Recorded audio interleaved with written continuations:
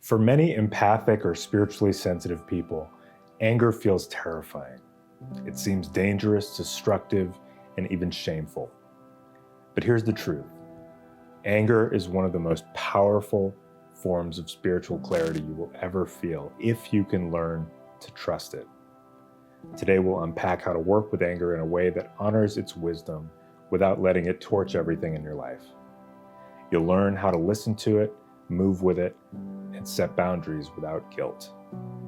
If you'd like a simple place to protect your energy while you do this work, just comment below, give me the guide, and I'll send you my top 7 energetic boundaries for awakening empaths. Most empaths learned early on that their anger was unacceptable. Maybe you were punished for expressing it, or shamed for having it, or told that anger meant you were low vibration.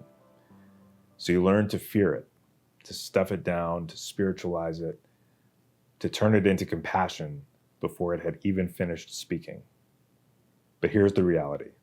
Anger is the nervous system's way of saying no more. It is a boundary in motion. It is the moment the body reclaims its right to exist, to say enough, and to draw a line. Suppressing that signal does not make you more spiritual. It only makes you easier to control. In my own path, I tried for years to bypass my anger. I told myself I was above it, that I could stay peaceful, that I could remain calm no matter what was happening. But inside, I was exhausted, resentful, and constantly abandoning my truth. The first time I let myself truly feel anger, not explode, but feel it, I was shocked at how clean it was.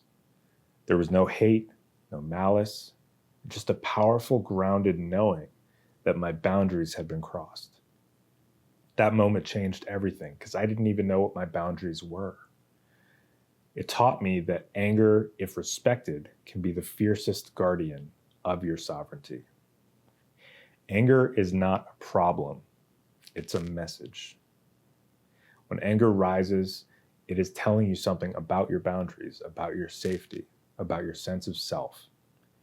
Think of it like a fire alarm, uncomfortable and loud and impossible to ignore, but designed to protect you.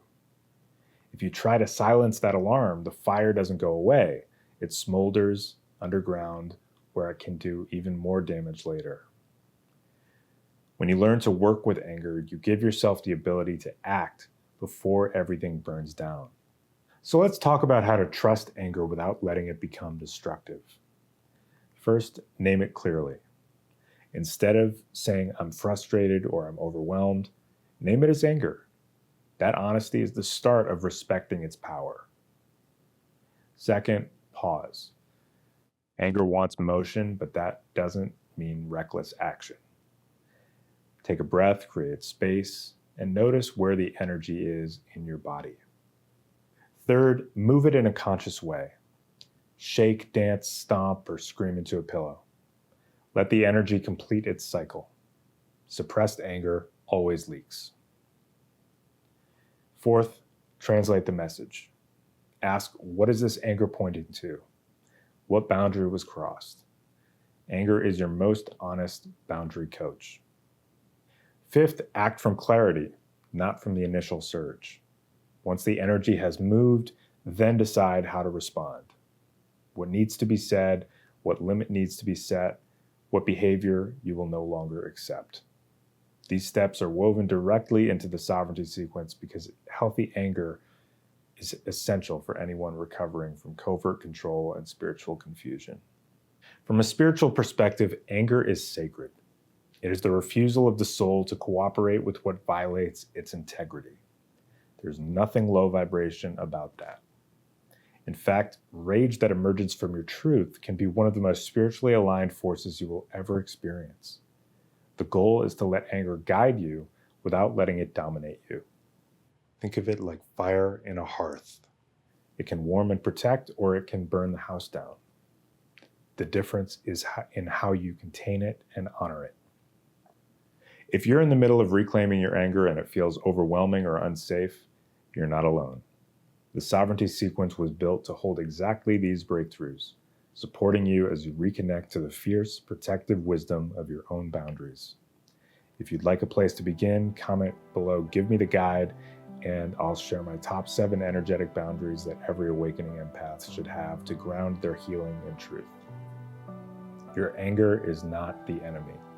It is the guardian of your soul. Trust it and let it lead you home. And as always, may the shadow wane and the stardust remain.